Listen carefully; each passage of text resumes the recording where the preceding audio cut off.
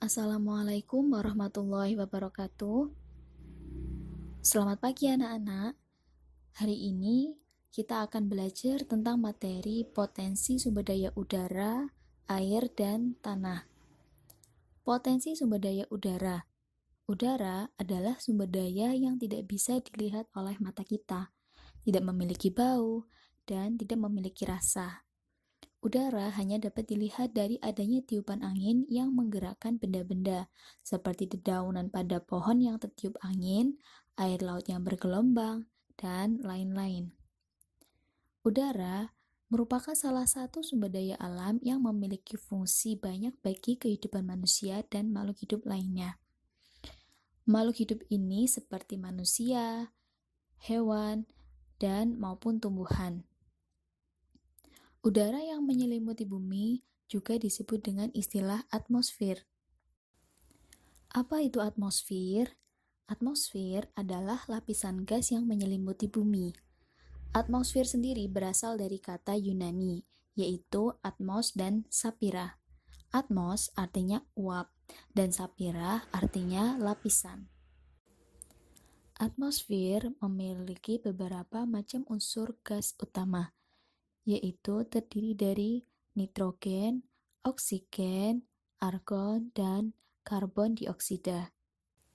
Selanjutnya, udara terdiri atas 3 unsur utama, yaitu udara kering, uap air, dan aerosol. Udara kering merupakan unsur utama pembentuk udara, yang terdiri atas nitrogen, oksigen, dan lain-lain. Di dalam udara terdapat pula uap air yang berasal dari hasil penguapan, atau yang disebut dengan istilah evaporasi.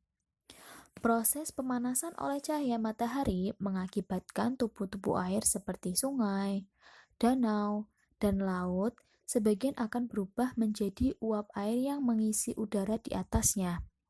Karena itu, uap air yang tersebar tidak merata di permukaan bumi. Selain udara kering dan uap air, di dalam udara juga terdapat aerosol. Aerosol merupakan benda-benda yang berukuran kecil karena beratnya yang sangat ringan. Ia mampu melayang-layang di udara. Aerosol ini biasanya berupa partikel yang berbentuk garam, karbon, sulfat, nitrat, maupun partikel-partikel yang berasal dari gunung berapi. Aerosol biasanya mudah dapat kita lihat ketika ada cahaya matahari yang masuk lewat celah pada suatu bangunan. Benda-benda kecil yang melayang-layang akan terlihat dengan jelas. Tanpa semua unsur penyusun udara, tentu kehidupan tidak berjalan seperti yang kamu lihat saat ini. Uap air dalam udara sangatlah bermanfaat untuk proses terbentuknya hujan. Demikian pula dengan aerosol yang sangat bermanfaat untuk kondensasi dan pembentukan hujan.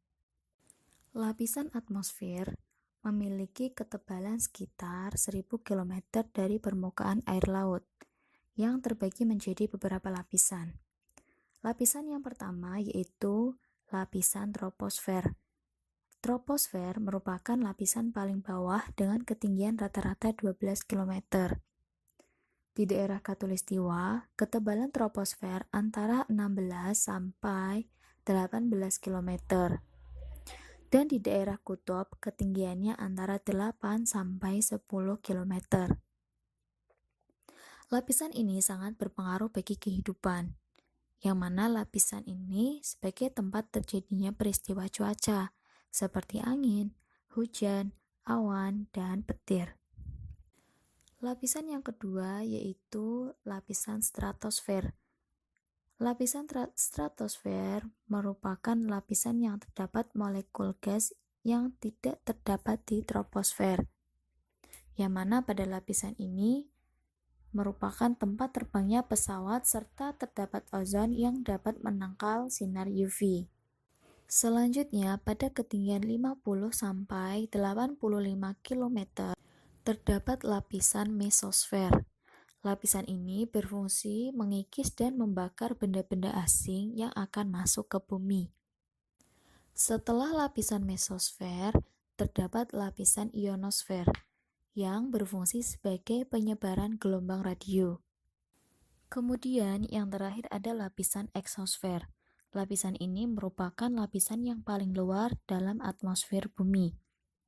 Di dalam lapisan ini, pengaruh gaya tarik bumi sangat tipis atau sudah mulai berkurang.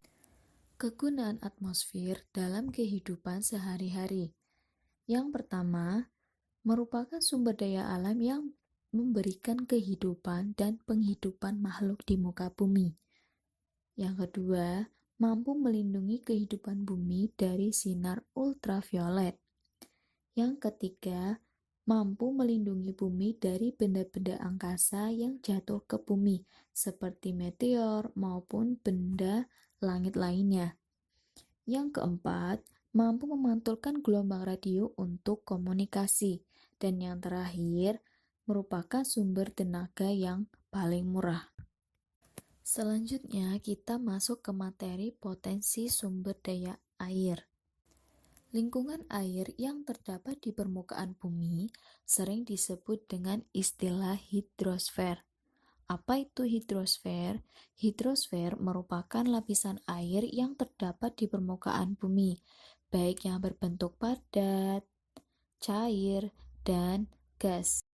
Berbicara tentang air, tentunya tidak akan lepas dengan adanya siklus hidrologi. Siklus hidrologi atau yang disebut dengan siklus air merupakan peredaran air dari laut ke udara dan setelah jatuh di darat kembali lagi ke laut. Terjadinya siklus air karena pengaruh sinar matahari yang dipancarkan ke seluruh permukaan bumi. Akibat panas tersebut, terjadilah penguapan air sungai, rawa, danau, tanah, dan laut yang didistribusikan ke atmosfer. Setelah itu akan mengalami kondensasi atau pembentukan awan, yang kemudian akan jatuh sebagai hujan. Proses terjadinya siklus hidrologi meliputi beberapa tahap. Di antaranya yaitu evaporasi. Evaporasi merupakan penguapan air baik dari darat dan laut akibat pemanasan oleh matahari. Kemudian proses yang kedua yaitu transpirasi. Transpirasi merupakan penguapan dari tumbuh-tumbuhan. Setelah transpirasi ada proses evapotranspirasi, yaitu gabungan dari evaporasi dan transpirasi. Penguapan akan naik ke atmosfer yang menjadi awan. Proses yang keempat yaitu kondensasi. Kondensasi adalah proses perubahan wujud uap air menjadi titik-titik air sebagai hasil pendinginan. Proses selanjutnya yaitu presipitasi. Presipitasi adalah apabila uap air mencapai titik jenuh, maka akan jatuh ke bumi sebagai hujan, atau yang disebut dengan peristiwa terjadinya hujan. Kemudian, proses yang terakhir yaitu infiltrasi. Infiltrasi merupakan peresapan air ke dalam tanah. Air hujan yang jatuh ke bumi, sebagian akan mengalir ke sungai dan sebagian meresap ke dalam tanah. Sumber daya air. Air di Indonesia tersedia dalam berbagai bentuk, yaitu air hujan, air danau, air sungai, dan air tanah. Air hujan. Dapat diketahui curah hujan di Indonesia pada umumnya sangat tinggi, yang mana air hujan sangat mendukung dalam kegiatan pertanian. Sumber daya air yang kedua yaitu sungai. Sungai adalah bagian dari permukaan bumi yang lebih rendah, tempat mengalirnya air dari daerah sekitarnya. Pernahkah kalian bertanya dari mana asalnya air sungai? Jadi, air sungai berasal dari air hujan yang mengalir ke wilayah yang lebih rendah. Tempat yang lebih rendah merupakan lembah atau dataran rendah.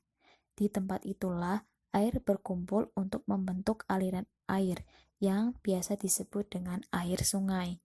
Sumber daya air yang ketiga yaitu air danau. Danau merupakan wilayah cekungan di daratan yang terisi oleh air. Sumber air yang mengisi danau tidak selalu dari air sungai, tetapi juga bisa dari air hujan secara langsung maupun rembesan dari air tanah di sekitar danau. Materi selanjutnya yaitu potensi sumber daya tanah. Tanah berasal dari batu-batuan yang hancur menjadi tanah. Faktor perubahan batuan menjadi butiran-butiran tanah, di antaranya yaitu pemanasan matahari yang terjadi secara terus-menerus. Yang kedua, batuan yang sudah retak-retak dipercepat dengan adanya pelapukan oleh air. Yang ketiga, akar tumbuhan yang dapat menerobos dan memecah batuan hingga hancur.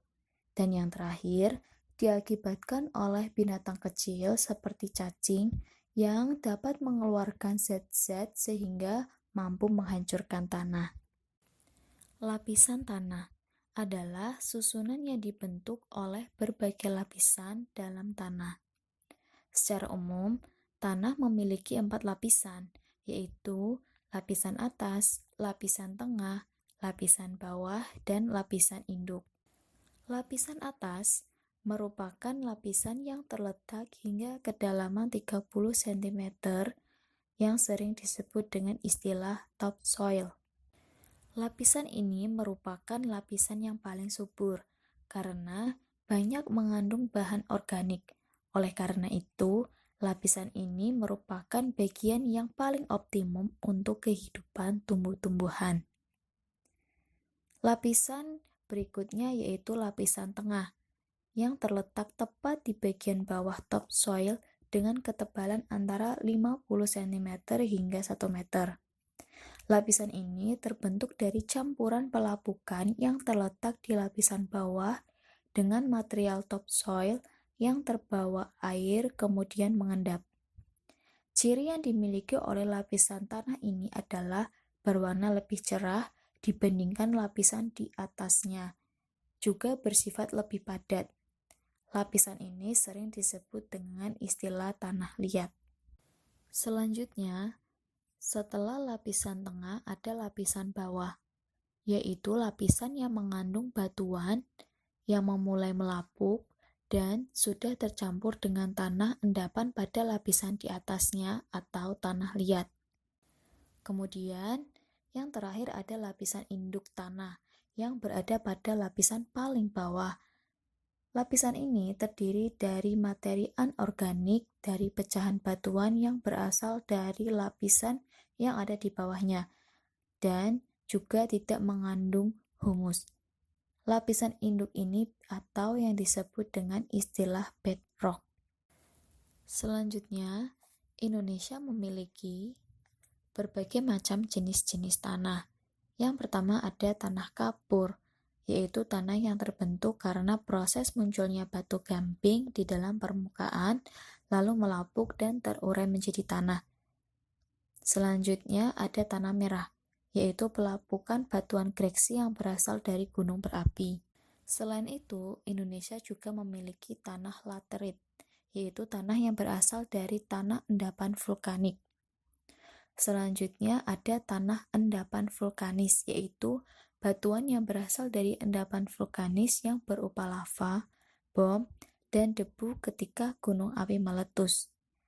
Kemudian ada tanah gambut, yaitu tanah yang berasal dari organisme tumbuh-tumbuhan. Selain itu, Indonesia juga masih memiliki berbagai macam tanah loh, yaitu ada tanah potsol, yaitu yang merupakan proses pencucian dan curah hujan yang tinggi. Kemudian ada tanah margel, yaitu tanah yang terjadi dari campuran batuan kapur, pasir, dan tanah liat. Dan yang terakhir ada tanah aluvial, yang terbentuk dari hasil pengendapan lumpur di sepanjang das. Banyaknya jenis tanah di Indonesia disebabkan oleh beberapa faktor. Yang pertama, disebabkan oleh batuan induk yang berbeda. Kemudian disebabkan oleh curah hujan yang berbeda-beda, perbedaan relief, keberadaan tumbuhan penutup tanah, dan yang terakhir disebabkan oleh penyinaran matahari yang berbeda-beda. Oke anak-anak, sekian materi dari Ibu Siti Wahyu ya. Besok kita akan lanjut ke materi potensi sumber daya hutan. Apabila ada pertanyaan, silakan langsung chat melalui pesan WA ke nomor Bu Siti. Terima kasih. Wassalamualaikum warahmatullahi wabarakatuh.